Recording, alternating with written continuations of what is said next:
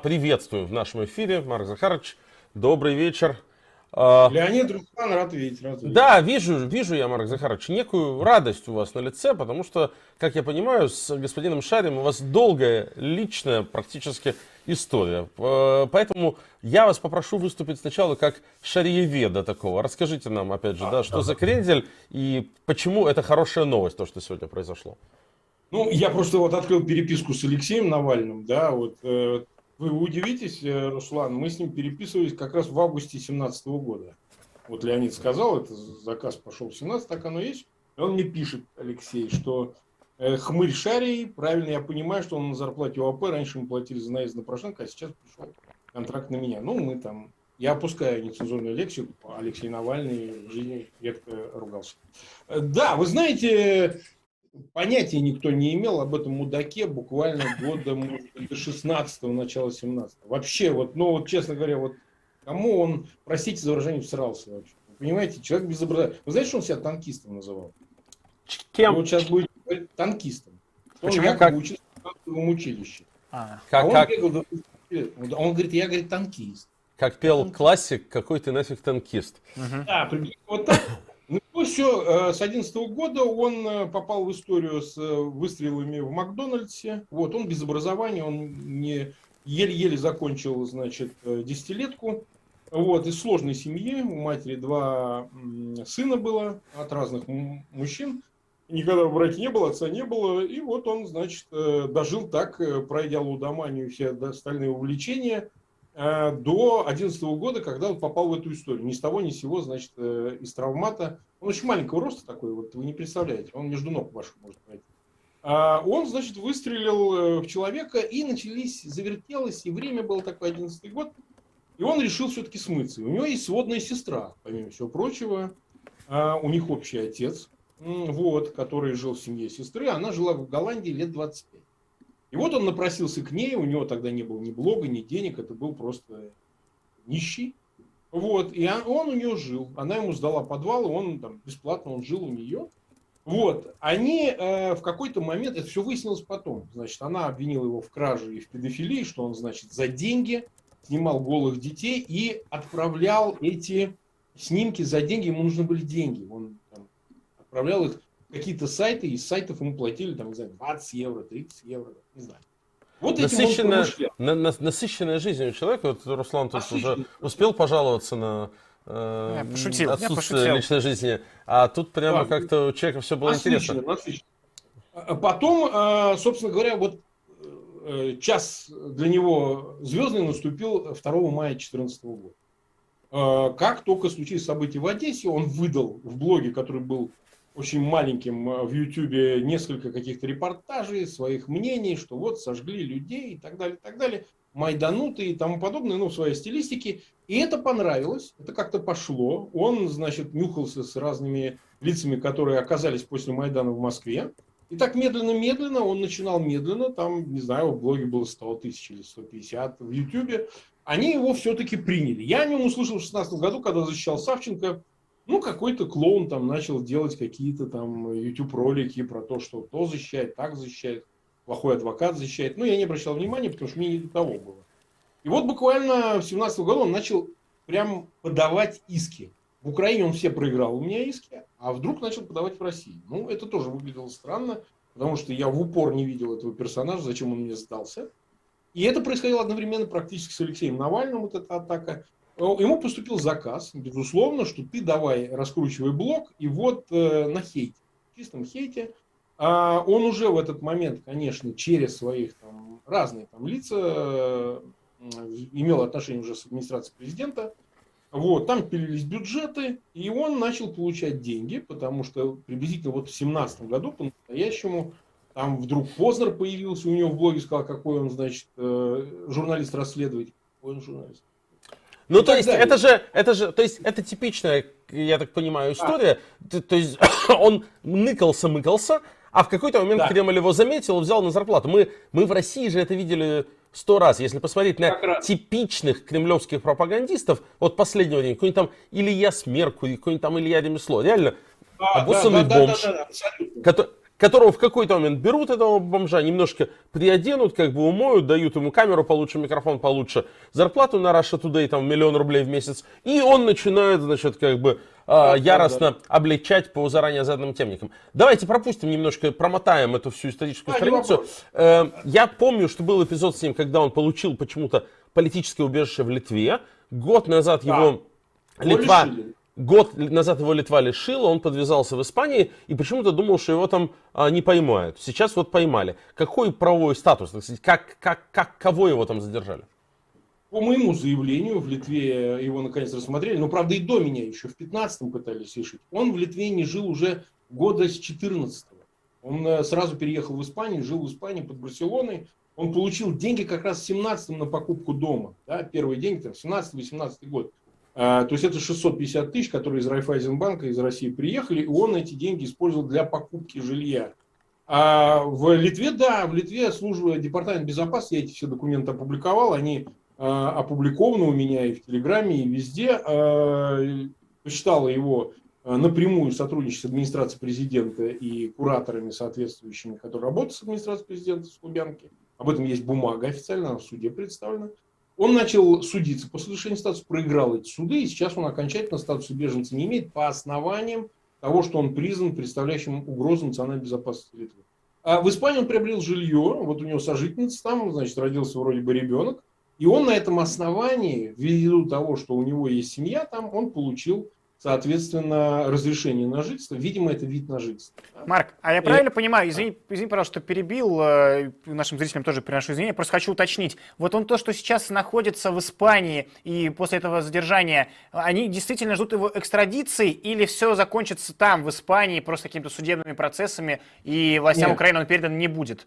Просто чтобы разъяснить вот этот наоборот, момент. Это задержание произошло по запросу об экстрадиции Украины по 2 обвинениям по госизмене, и вот по этой 161 статье, так называемой по расизму, да, потому что он... Обвинения тяжелые, и при этом его отпустили под подписку.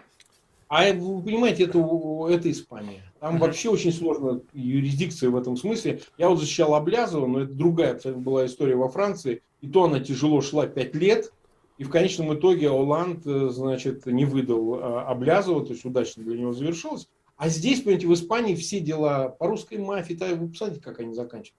Очень удачно для фигурантов. У него адвокат блатной, вот, ну там и денег заплатили и так далее. Сейчас его отпустили на те 40 дней, которые будет представлен экстрадиционный запрос Украины. Дается Генпрокуратура, обычно занимается этим сторон. Они представят документы и передадут в суд, Генпрокуратуру уже Испании, и суд начнет рассмотрение этого дела. Дело может тянуться долго, я сразу говорю. Очень А что его ждет в случае экстрадиции в Украине? Что ему грозит? Ему грозит, это особо тяжкие обвинения, особо тяжкие статьи, ему до 15 лет минимум грозит по госизмене. Вот. Ну, там зависит от, да, там по этой статье, и по 161 тоже нормально грозит. Но там, вы понимаете, чтобы вы понимали, там десятый, там букет дел в Украине и по мошенничеству, и по финансированию партии, вот это вот, и по всему остальному, по адлог документов. Он же за свою жизнь там столько наследил. Вопрос в том, что он будет настаивать, что это политически мотивированные обвинения. И благодаря этому будет заслоняться от экстрадиции, как это делает, например, Фирташ, которого, извините, Америка пытается из Вены, из Австрии выписать, что называется, экстрадиционным образом. То есть это очень тяжелая история. Но хочу вам сказать, в чем перспектива. Вот просто великолепный проект, который вы создали вот с этим списком из 6 тысяч, он может помочь, потому что он может заиграть. Вот если его внесут в санкционные списки американские, ну ладно, там европейские внесут или нет, они более такие тормозные, но если внесут в американский список, он лишит своих соцсетей, он лишится возможности доступа к счетам банковским и много чего еще. Это сильно может повлиять.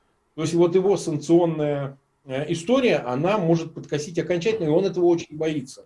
Я хочу сказать, что это действительно замечательный у вас проект получился, просто я завидую очень ему. Потому что в таком масштабе и так разгруппировать, это большое мастерство. Надо отдать должное, я об этом говорил. Я Арестовичу, так сказать, передал, он передал Ермаку ваши документы, они его подробно изучают в администрации президента, и Шария, естественно, на первых местах, для того, чтобы добиться его внесения в санкционный.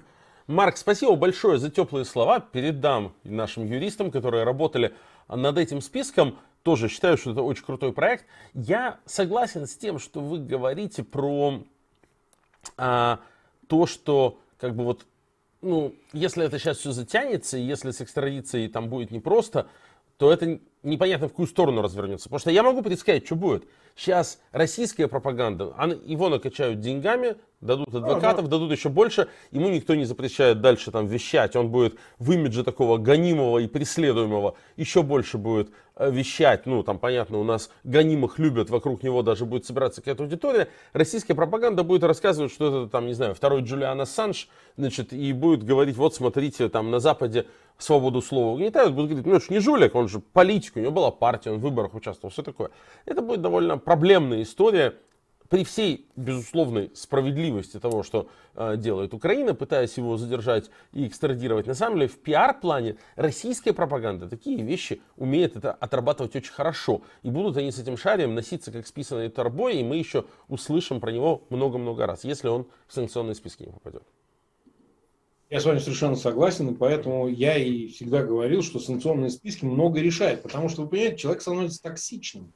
Знаете, как они скачут, как блохи, те, кто в эти списки попадают, где-то неожиданно для себя, где-то прогнозируемо, они сразу начинают решать другие проблемы, там уже не до пропаганды. Ну и есть прямой результат внесения в санкционные списки. Все соцсети, которыми пользуется Шарий и его окружение, там жена у него ведет этот блог свой, они же те американские, вы понимаете, американцы должны будут выполнять решения санкционных органов, если он будет внесен. И я знаю точно, что он, конечно, его кандидатура обсуждается, но просто война идет, вот как бы не до него. Сейчас есть чем заниматься. И вот тут надо форсировать. Если есть эта возможность, конечно, с разных сторон надо нажимать для того, чтобы вот такие попадали, потому что, вы понимаете, это большой сигнал вообще для всего остального. Я вот вам скажу, я когда ездил много раз по своим адвокатским делам в Америку, встречался в Конгрессе с конгрессменами, сенаторами, с тем же Маккейном, он тоже мне очень содействовал в этих вещах. Он всегда, вы знаете, как говорили, даже Дэниел Фриц, с которым мы встречались в 2018 году, он говорит, вы понимаете, как бы пропагандистов тяжело засовывать в эти санкционные списки. Я говорю, почему? А говорит, первая поправка. У меня было такое возражение, говорю, ну погодите, первая поправка это американская конституция. Речь-то мы ведем о российских пропагандистах. А он говорит, первая поправка, она для всех. Она для американцев, не американцев, даже для тунгусов. Понимаете?